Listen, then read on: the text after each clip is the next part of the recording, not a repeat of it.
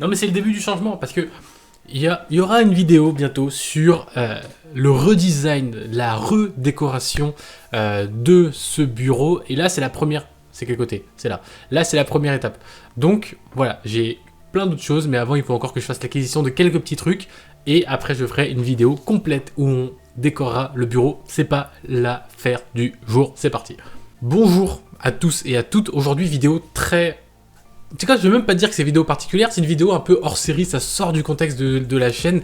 C'est une vidéo que j'ai beaucoup hésité à faire, parce que justement ça sort vraiment de ce que je fais habituellement, mais en même temps je trouve ça vraiment fun, vraiment intéressant, et en plus j'ai demandé conseil, on m'a dit que c'était une bonne idée, donc allez, let's go. On rentre un peu dans le storytelling, ok? Je vais vous raconter 3 histoires qui me sont arrivées, 3 anecdotes qui sont arrivées, voilà, je crois qu'il y a pas grand monde qui connaît ces anecdotes autour de moi, hein. Je parle en amis, famille, voilà, comme ça c'est exclu pour tout le monde, ça va être bien fun, et tout ce qui est un peu storytelling, ça se fait pas mal sur YouTube, et j'avoue que moi c'est des vidéos qui m'intéressent énormément, je sais pas ce qui se passe avec ces trucs là, mais ça intéresse de ouf, et j'avais vraiment envie d'en faire une aussi pour savoir si ça vous plaît, et si ça vous plaît j'en ferai d'autres si ça peut vous intéresser, mais en tout cas effectivement c'est une mode sur YouTube qui moi me touche beaucoup, et c'est parti.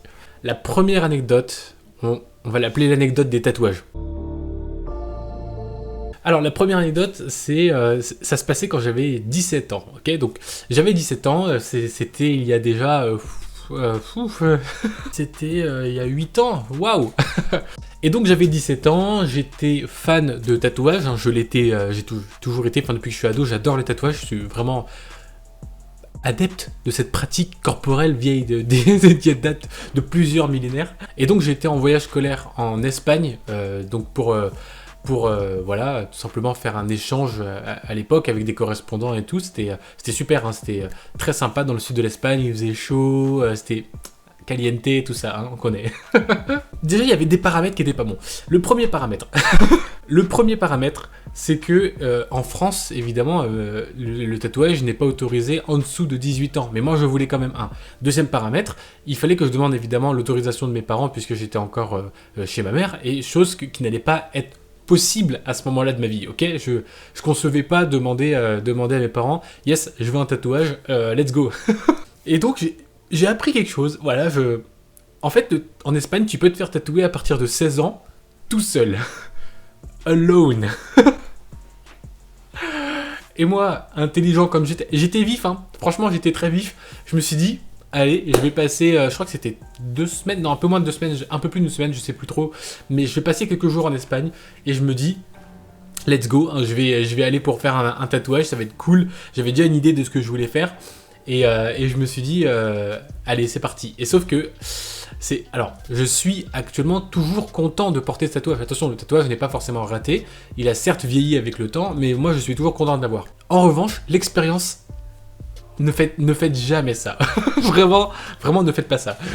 Donc, on arrive en Espagne. J'étais avec mon correspondant et tout. On s'entendait super bien. C'était vraiment un mec extra cool. Et je lui dis, est-ce que tu connais des tatoueurs dans ta ville? Il me dit, ouais, je connais un tatoueur dont j'ai déjà entendu parler, il a une bonne réputation ici, si tu veux on va le voir. Je fais, ok, pas de souci. Tu sais quoi, on va voir ce tatoueur. On va voir le tatoueur.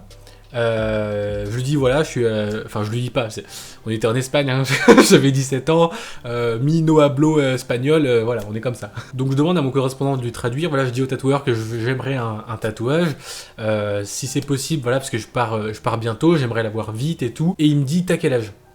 Et là je commence à baliser, je me dis, non, c'est foutu. Je dis j'ai 18 ans. J'avais pas 18 ans, ok? J'avais pas 18 ans. Je dis j'ai 18 ans, il me dit, t'as une carte d'identité. Je commence à être en sueur. Là, je commence à suer à grosses gouttes quand même. Je lui donne ma carte d'identité, il la regarde. Tu n'as pas 18 ans. Et moi je fais, ah ouais, je pensais pas qu'il allait me demander ma carte d'identité. Je fais, ouais, bah j'ai pas 18 ans, mais je vais les avoir bientôt et tout, t'inquiète. Et le mec il dit, ouais, bah de toute façon c'est possible à partir de 16 ans, donc c'est ok. J'avais peur que le fait que je sois français en voyage dans le pays là rapidement, en plus que ce que je lui ai dit, il refuse de me faire ce tatouage, j'étais pas bien, et vraiment lui il était genre allez, il y a du flou à faire quoi. Bref, tout ça pour dire que je lui ai donné ma carte d'identité, il a noté mes informations, on a pris rendez-vous, je crois que c'était pour le surlendemain ou le jour d'après, mais bref, c'était pas très longtemps après. Je lui avais dit un peu ce que je voulais. J'ai fait mon tatouage et c'était une expérience extrêmement compliquée. Pour m'accompagner, du coup, il y avait mon correspondant. Donc, on est allé chez ce tatoueur. Et c'est sur l'omoplate. En fait, le tatouage, il est ici. Moi, je savais pas du tout comment ça allait se passer. Et il fallait que je reste assis. Donc, j'étais sur un tabouret assis pour me faire tatouer. J'étais en stress, vous imaginez même pas. Je sais pas si, pour ceux qui ont déjà des tatouages, le premier tatouage, c'est le stress. Tu sais pas comment ça va se passer, tu sais pas ce que c'est.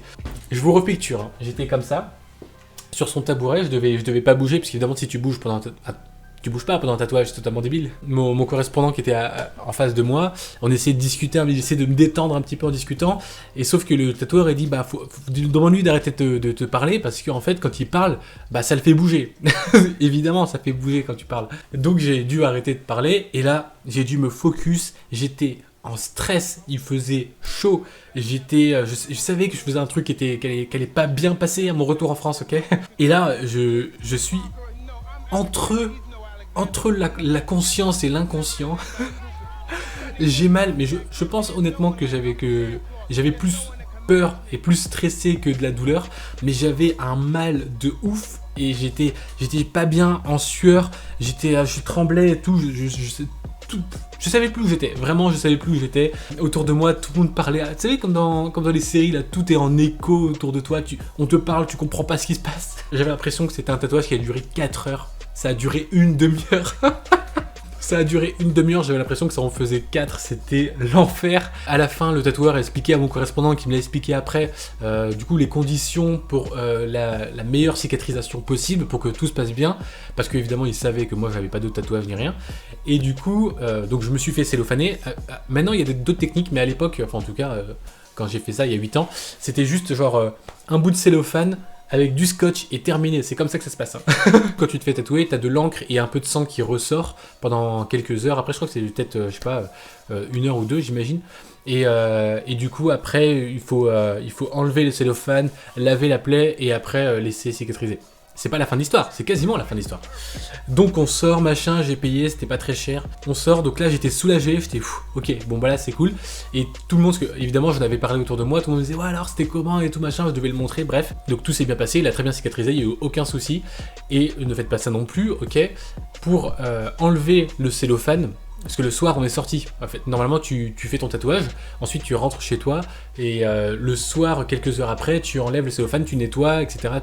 Voilà. Sauf qu'on est sorti, on était dans un bar, et c'est mon correspondant qui m'a lavé le dos dans les toilettes d'un bar. Vous vous rendez compte de ça ou pas?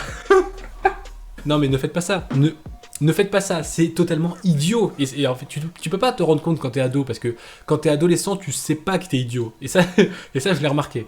Mais voilà, ne faites pas ça, c'était une folle expérience. Certes c'est fun aujourd'hui, mais sur le coup c'était pas fun. Et le truc encore moins fun, c'est quand je suis rentré en France pour le dire à toute ma famille. Ça c'était pas très fun, ok. La deuxième anecdote, on va l'appeler l'anecdote PES. Pro Evolution Soccer, pour ceux qui connaissent. Alors ça c'était bien avant, je sais pas quel âge j'avais, je devais avoir 14-15 ans. Je vivais chez ma mère avec ma soeur et mon frère. Et dans ma chambre, j'avais une télé et une PlayStation 3. Et donc, je jouais énormément à PES. Et quand je vous dis énormément, c'est je jouais beaucoup à PES. Dès que j'avais un moment, je jouais à PES. Ok, je rentrais de l'école, PES. Je me levais le matin, PES. Sous la douche, PES. Et même, et là, c'est là où je sors des stories, la nuit je jouais à PES. Et du coup, c'était le stress complet, parce que je devais allumer la télé. Et vous savez, quand vous allumez la PS3, il y a un bip. Ce bip, il m'a fait suer tant de fois, c'est incroyable. À chaque fois que j'allumais la console, j'entendais le bip, et tu sais, tu bouges plus. Tu te dis, est-ce que quelqu'un a entendu ce bip? Non, personne n'a jamais entendu ce bip. J'étais juste parano. Et du coup, je jouais beaucoup à PES. Bref, à chaque fois que je jouais la nuit, je laissais la console allumée. Genre, je mettais start, j'éteignais la télé au cas où quelqu'un entende et genre rentre dans ma chambre. Tous ceux qui ont été ados avec des consoles de jeux vidéo, on a tous vécu la même chose. Bref, tout ça pour dire que c'était une après-midi où j'avais pas école. Et j'étais devant PES, comme à mon habitude, assis sur mon lit, devant la télé, tout ça. Et je jouais, je crois que c'est un moment où je tryhardais. C'est un des premiers jeux que j'ai vraiment tryhard de ouf. Je voulais être excellent sur PES. Bah, arriva ce qui arriva. Évidemment, quand tu joues beaucoup, quand tu t'entraînes et que tu es un petit peu nerveux quand tu perds, j'ai perdu un match et j'ai mis une énorme droite. Écoutez-moi bien. Une énorme droite dans ma chaise de bureau. Et pas dans la partie où tu t'assois où c'est un peu mou. Non, dans le dossier. Qui fait ça? Et là, il y a eu comme un éclair. Genre, je sais pas, la douleur, elle est arrivée de suite. Je me suis dit, genre, j'étais en train de crier, de pleurer et tout. J'étais pas bien, j'avais trop mal. Une douleur atroce. Et dans ma tête, genre, j'avais vraiment ma conscience qui me disait: mais tu veux faire quoi dans ta vie, là? T'as conscience de ce que tu viens de faire? Et moi, j'étais en train de pleurer sur mon lit, j'étais non! Et je m'étais bien cassé la main, du coup, sur cette chaise. Et là, c'est pareil, parce que quand tu te casses la main en faisant quand c'est un accident, tu le dis tout de suite pour que tu aies un plâtre ou que tu aies quelque chose. Mais moi, c'était en jouant à PES. Comment veux-tu que j'aille voir ma mère et que je lui dise: maman, je me suis cassé la main en jouant à PES. La télé, c'est fini. La console, sous le nez, c'est terminé. Il n'y a plus rien.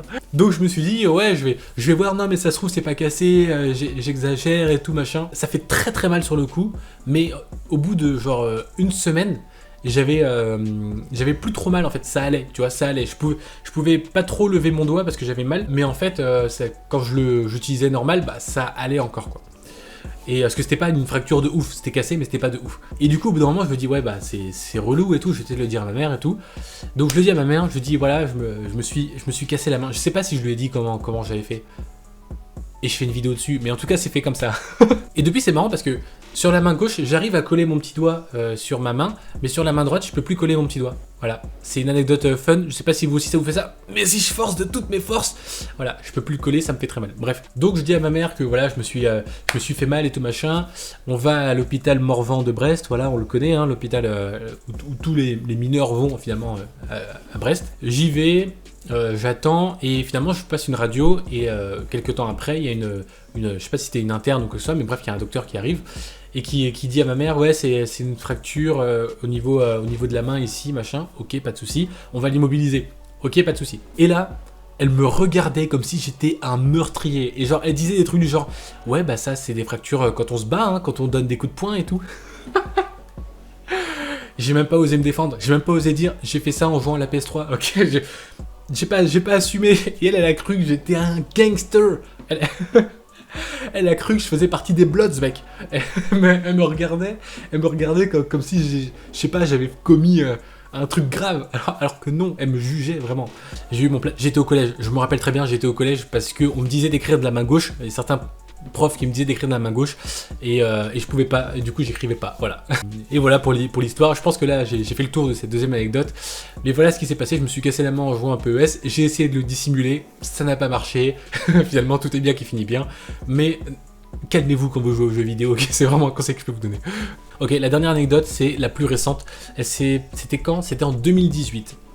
C'était en 2018, ok. Du coup, j'étais à la fac de Brest. Attends, on n'a pas donné de nom à l'anecdote. On va l'appeler l'anecdote travail. Ouais, c'est naze, mais j'ai rien d'autre sans vous spoiler en fait. Donc j'étais à la fac de Brest, à l'UPO, Université de Bretagne Occidentale qu'on connaît tous. Et voilà, je voulais travailler pendant mon année de fac. Et voilà, il y avait Guillaume qui fait d'ailleurs Station Pop. Je vous ai déjà parlé de Station Pop? Oui, j'ai déjà parlé de Station Pop. C'est un podcast qui est régulier par les potes. Du coup, Guillaume, Steven et Pierre. Et c'est un podcast qui est super, lien en description, je vous le conseille. Bref, Guillaume nous a transmis une petite annonce voilà, que faisait la ville pour travailler travaillé à la médiathèque de Brest, la nouvelle médiathèque François Mitterrand qui est au Capucin à Brest. C'était tout nouveau à l'époque, il y a 2 ans, ça a été construit. Bref, c'est un nouveau pôle à Brest qu'ils veulent un peu dynamiser. Ils avaient besoin d'étudiants pour faire les dimanches. Parce que, évidemment, les gens qui travaillaient à la médiathèque travaillaient les autres jours à la médiathèque. Et le dimanche, en fait, c'est les gens des autres médiathèques qui viennent, voilà, qui font des permanences. Ils ont 2 ou 3 dimanches par an à faire. Et tout le reste du temps, il faut que ce soit des étudiants. Donc j'ai postulé là-dessus, j'ai été pris, ce qui fait que j'étais, entre guillemets, officiellement embauché par la ville. Et ce qui donne accès à des trucs un peu particuliers où il faut déjà travailler pour la ville. Une fois que j'ai fini mon année, donc ça faisait déjà 1 an que je travaillais là-bas, c'est pas reconduit si tu veux. Tous les ans, ils font des embauches, et moi je voulais pas retravailler là-bas parce que dans tous les cas, je voulais terminer mes études et partir mener la vie que je mène actuellement. Voilà. I'm living the dream. Tout ça pour dire que j'ai donc pas postulé à la médiathèque, mais il y avait un autre truc que je pouvais faire l'été, c'était une sorte de gardien de la ville de nuit, enfin je vais expliquer, je sais pas comment appeler ça, mais je vais expliquer. À Brest, tous les ans, il y a ce qu'on appelle les jeudis du port. Attention, c'est pas port avec un C, avec un C, c'est port avec un T. Donc c'est parce que Brest est une ville portuaire, et évidemment il y a des fêtes, des festivités tous les ans, voilà, c'est tous les jeudis qu'il y a des concerts, enfin c'est assez énorme, c'est vraiment the place to be en été. J'ai donc travaillé en tant que gardien, parce que la ville embauche des personnes, il y a des personnes qui sont déjà formées, dont c'est leur métier de faire ça, mais ils ont besoin de renforts, et donc c'est des renforts de personnes qui travaillent déjà pour la ville. C'est là où je vous disais que tout le monde ne peut pas postuler là-bas, en tout cas à l'époque, quand moi j'ai postulé là-bas, il fallait déjà avoir travaillé pour la ville. Et voilà, c'était super sympa, l'équipe était super cool, franchement, la nuit en fait on marchait par groupe dans la ville, on marchait à gauche à droite, et je me suis dit que ça serait fun, tu vois. En plus c'était la nuit, moi qui aime bien vivre un peu la nuit. Faut savoir que c'est des soirées où il y a énormément d'étudiants et de lycéens qui boivent sans compter, et du coup il peut y avoir des débordements et comme des choses un peu cocasses. Attention, l'abus d'alcool est dangereux pour la... Il se passait des trucs genre, chaque nuit il y avait des trucs fun, enfin fun, pas forcément fun, mais surtout des trucs genre que je pensais pas voir dans ma vie, quoi. Vous inquiétez pas, il y a pas eu j'ai pas vu de blessés ni de choses très graves pendant mon service, mais il y a eu des choses quand même assez fun. Par exemple, on marchait dans la place principale de Brest, qui s'appelle la place Liberté, et on descendait vers la rue de Siam. Et donc, à un moment donné, il y a des arbres. Et là, il y avait un attroupement, et puis plein de jeunes qui criaient « Ouais, ouais, ouais !» Et là, il y avait un jeune, qui s'est pris, je ne sais pour quel type de singe, qui était monté dans l'arbre, et nous, on le regardait d'en bas. Et le mec, il était ouais, genre vraiment en train de s'ambiancer. Je ne sais pas c'est quel genre de fun, mais j'aimerais bien avoir ce fun pour comprendre un peu le délire qu'ils ont eu. Et changement d'ambiance, la clim, le mec se fracasse, il tombe de l'arbre. Je rigole parce que il a pas été blessé, il y a rien eu, ok. Mais franchement, le changement d'ambiance était incroyable. Nous on était là en train de regarder, en train de lui dire bah descends mec parce que c'est dangereux pour toi. Et il y avait ses potes qui étaient en bas, ouais. Et là la clim, le mec a raté une branche, il est tombé de l'arbre. Et là le mec on court vers le mec, on dit ça va. Et le mec se relève et dit ouais ça va et tout. Mais en fait ce qui est assez énorme sur ce truc là, c'est que vraiment il y avait une grosse ambiance et d'un coup genre plus rien, genre vraiment personne rigolait, tout le monde était damn. Surtout dans ces services-là, ce qui était fou, c'est qu'il fallait vraiment être tout le temps au taquet, quoi. Vraiment regarder un peu partout, suivre les directives qu'on nous donnait, parce qu'on était par groupe, il y avait un leader par groupe, et suivre les directives du leader et tout machin, c'était super intéressant.